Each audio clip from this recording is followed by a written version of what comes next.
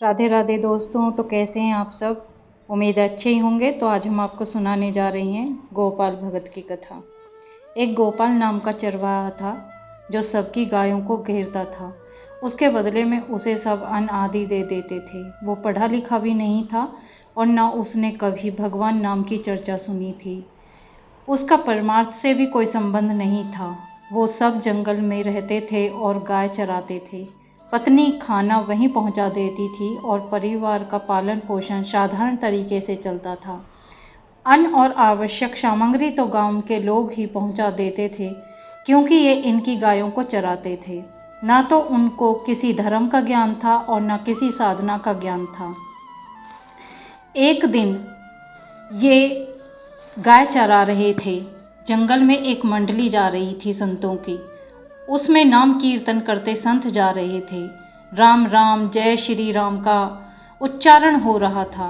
पहले संत जन मंडली बनाकर कीर्तन करते ही जाया करते थे। उसको बड़ा आनंद अनुभव हुआ। उसको लगा इतने झूम झूम कर संत जन गा रहे हैं। उसने किसी से बात नहीं की, बस पकड़ लिया। उसे पूरा तो नहीं आया, बस इतना राम राम राम राम ऐसा करने लगा। 50 वर्ष की अवस्था हो गई होगी उसकी। कभी कोई तीर्थ नहीं, धर्म का कोई कार्य नहीं, भक्ति आराधना पूजा पाठ कोई भी धार्मिक संबंधी बात नहीं, संत संग में कीर्तन कुछ भी नहीं। राम नाम के प्रभाव से उसमें विश्वास हुआ। अब अलौकिक ढंग से राम के नाम में मिठास लगने लगी। उसको जोर जोर से गाता, कभी कभी नाच पड़ता, कभी गाता। साथ के चरवाहे उसका उपहास करते और उसे कहते, तुझे तो नरक में भी जगह नहीं मिलेगी। तूने कभी कोई धर्म का कार्य तो किया ही नहीं है, ना ही कोई पुण्य किया है। ऐसा नाम लेने से कुछ भी नहीं होगा या नाचने से भी नहीं होगा। उसने सोचा, ये तो मैंने कभी सोचा ही नहीं कुछ होगा, पर ये लोग जो मेरा उपहास कर रहे हैं, क्या ऐसे नाम लेने और नाचने से गलत होता है? उसने कहा, मैंने कभी बैकुंठ के बारे में नहीं सोचा कि मैं भगवान का नाम जपूं और मुझे बैकुंठ मिल जाए। वो संत जन गा रहे थे तो हमें अच्छा लगा, हम भी गाने लगे। कभी कभी हमें गाते गाते आनंद आता है तो हम नाच उठते हैं। क्या आप सभी जानते हो हम जो कर रहे हैं वो गलत है? उन्होंने कहा, तुम मूर्ख हो, तुम्हारी क्या समझ में आएगा, और उपहास करने लगे। अब उसके मन में आया, ये जो मैंने संतों के मुख से नाम सुना है, क्या यह सत्य है? इससे मुझे वैकुंठ मिल जाएगा? कोई तो मिले मुझे ऐसा जो मेरा संशय दूर करे। और जब मनुष्य ऐसी आकांक्षा करता है तो वो मिल ही जाते हैं उसे, जो सबके मन में रहते हैं, जो सबके मन की जानते हैं। एक दिन उसने देखा, जब साथ के चरवाहे उसका उपहास कर रहे थे, एक लंगोट लगाए हाथ में कमंडल लिए हुए कोई परमहंस उसकी ओर आया। वह तुरंत उसके चरणों में गिर गया।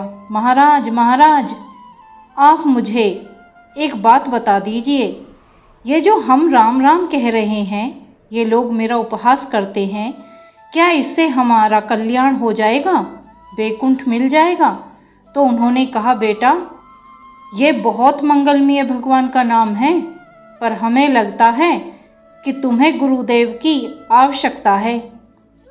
यदि तुम गुरु कृपा पात्र बन जाओ तो तुम इन उपहास करने वालों की बातें तुम्हारे मन में कहीं नहीं लगेंगी और निश्चिंत ही तुम्हें भगवान साक्षात्कार हो जाएगा।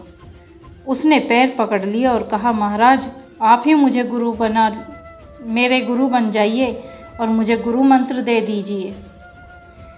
उन्होंने कहा, हम तो तीर्थ यात्रा पर हैं, हम ऐसा नहीं कर सकते, पर तुम भगवान से प्रार्थना करोगे तो तुम्हारे कल्याण के लिए सद्गुरु प्राप्ति जरूर हो जाएगी।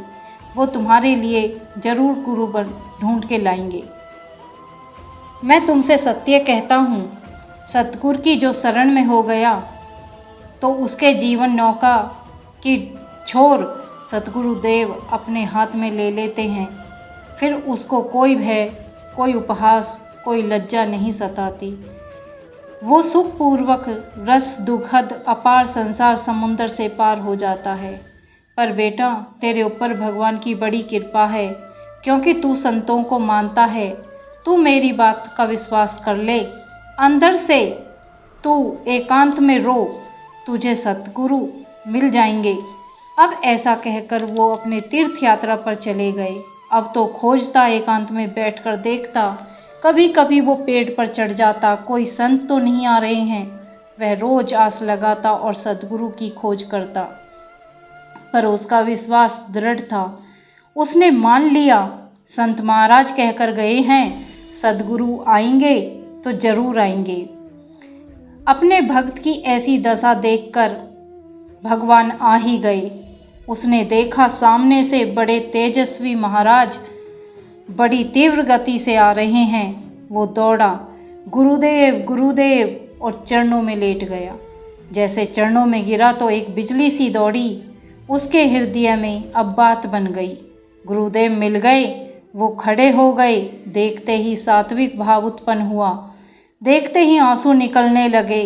मन में आया, जो संत कह रहे थे सदगुरु मिल जाएंगे, कहीं ये वही तो नहीं हमारे सतगुरु हैं। आतुर आवाज, प्रभु मुझे भवसागर से पार करने वाला मंत्र दे दो। संत बने भगवान ने कहा, जा पहले स्नान कर ले, फिर एकांत में बैठेंगे, उसके बाद तुझे उपदेश देंगे। वह बोला, महाराज मैं तो जंगली आदमी हूँ, गाय चराता हूँ, मैं तो रोज स्नान नहीं करता, घर भी नहीं जाता, भोजन यहीं आ जाता है। संत ने कहा, स्नान करो, स्नान करके मैं तुम्हें कुछ नियम दूंगा, कुछ शर्त। तो महाराज मैं गंवार आदमी हूँ, ना तो मैं आपकी कोई नियम का पालन कर पाऊँगा, ना व्रत का पालन कर पाऊँगा, ना कोई साधना कर पाऊँगा। अब आप देख लो हमारी हालत। 50 वर्ष का हूँ, पढ़ा लिखा हूँ नहीं, कोई धर्म कर्म नहीं, गाय चराता हूँ, मुझसे इतनी बातें नहीं सदेंगी। कोई एक बात बता दो तो प्रण लेता हूँ, जिंदगी भर उसका पालन करूँगा, प्राण त्याग दूंगा, पर वो नियम नहीं छोड़ूंगा। गोपाल के वचन सुनकर बहुत खुश हुए संत भगवान। उन्होंने कहा, हमारे आराध्य मोहन मुरार हैं, आज से नियम लो तो तुम्हारे आराध्य भी कृष्ण ही होंगे। बिना उनको पवाए पाना नहीं है। जो भी तुम पाओ पहले उन्हें अर्पित करो, फिर पाओ। वो सीधा आदमी, उसने कहा, गुरुदेव प्राण बेशक चले जाएं, बिन उनको पवाए जिह्वा पर कुछ नहीं जाएगा। अब तो भगवान गोपाल दास नाच पड़े। गुरु मिल गए, इष्ट मिल गए और गुरु मंत्र मिल गया। उसी समय घर से भोजन आया, चटनी रोटी। ऐसे ही बैठा एकांत वृक्ष के नीचे और कहा, आओ गोविंद भोग पाओ। अब गोपाल लगा विचार करने, गोविंद आ तो रहे हैं नहीं, और गुरुदेव ने कहा है कि बिना पवाए पाना नहीं है। पूरा दिन निकल गया। गुरुजी तो कह रहे थे घट घट में विराजमान हैं भगवान, वो तो कहीं से भी प्रकट हो सकते हैं। अंदर मंत्र जपता और कहता, आओ भगवान। गुरुदेव ने तो कहा था ध्यान करना, मंत्र जप करना, भगवान आ जाएंगे, ये तो नहीं आ रहे हैं। अब प्रसाद कैसे पाऊं? भगवान को अर्पित तो कर दिया है, लेकिन पा नहीं रहे हैं। सोचते सोचते रात निकल गई, दिन भी निकल गया। भोजन उठाया और गाय को दे दिया। अगले दिन फिर भोजन आया,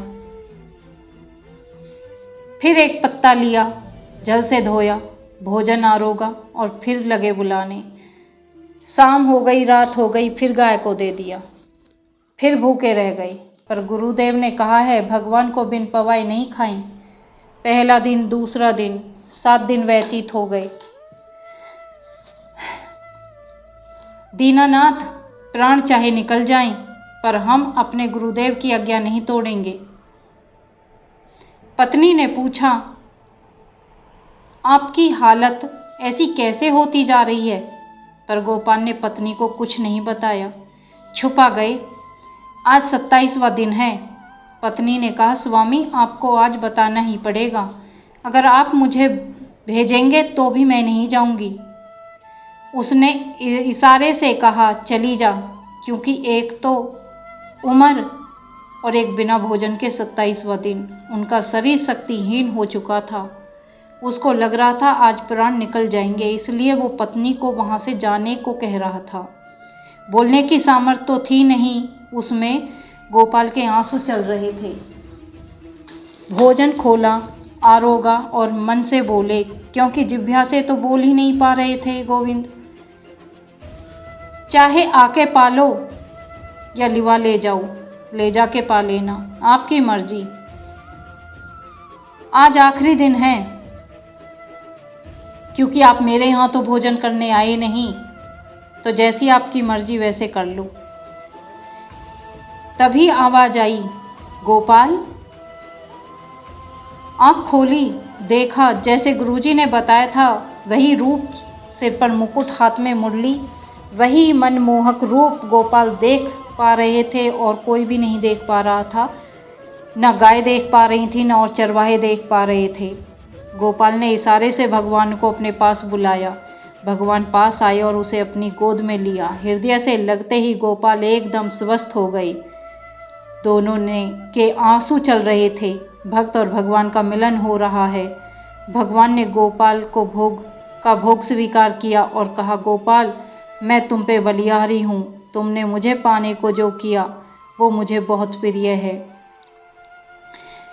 भगवान गोपाल को अपने साथ बैकुंठ धाम ले गए। वो पार्थिव शरीर वहीं रह गया। राधे राधे दोस्तों। तो कैसी लगी आपको ये कथा? लाइक करें, शेयर करें, सब्सक्राइब करें और कमेंट में राधे राधे लिखना ना भूलें। राधे राधे।